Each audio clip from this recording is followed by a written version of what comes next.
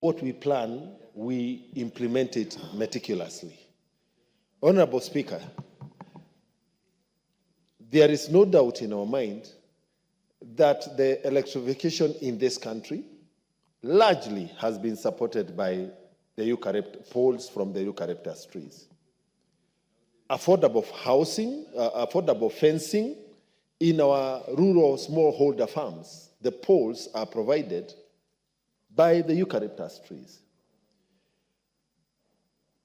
Because of its fast growth rate and maturity, and the ban on logging, our timber industry locally is largely also supported by the eucalyptus trees. We can also not wish away the benefits of this tree on our economy and in rural livelihoods. Households that depend on firewood in rural Nyeri largely access firewood from this tree. But it is paramount that the plan, in terms of the species that are suitable for certain areas and regions, and also a comprehensive land use plan so that it is only planted in areas designated specifically for eucalyptus growing. It is easy to look on the negative effects, but it is imperative that we also strike the necessary balance so that we do not upset the livelihoods, especially of the vulnerable members of our society. And therefore, while I encourage Honorable Mayaka to pursue this and consult more experts, and especially involve not only the national government, but also the county governments in terms of setting aside zones.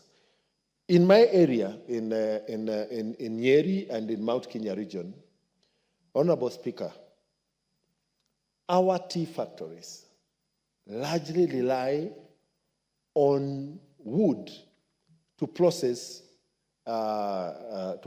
tea. And quite a number of these tea factories have leased lands, some in very unsuitable areas like Kieni, where it is actually eucalyptus should be banned in what we call Kieni, which is 52% of Nyeri County, because it is semi-arid.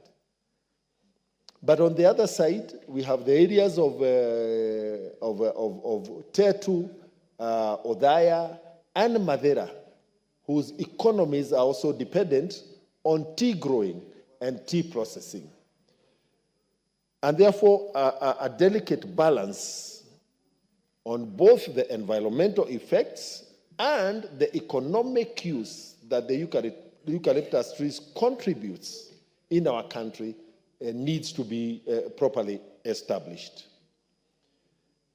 The environmental impact assessment reports on areas where eucalyptus is grown large scale ought to inform the direction that we eventually take in amending the Environmental Act. It is critical that we do not upset the apple cart on areas that are largely dependent on this tree without providing a viable alternative to the contributions and the economic use. Honorable Speaker, I support. Okay, the Honorable Member for Funyula, Honorable Wilberforce Oundo. Thank you, Honorable Speaker, for the opportunity. And let me thank the young lady Irene Mayaka for bringing this amendment to the Environmental Management and Coordination Act for the purpose is an act of parliament to amend the Environmental and Management Coordination Act